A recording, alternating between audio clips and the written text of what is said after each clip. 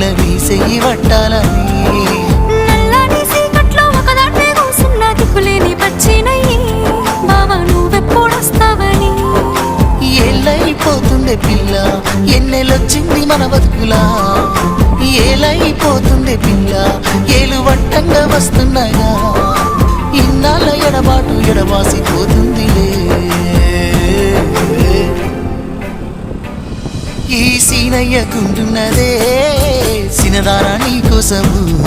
ఈ దూరాన్ని చెరుపుతూ తీరాల తెగిలింది అందాల ఈ మానము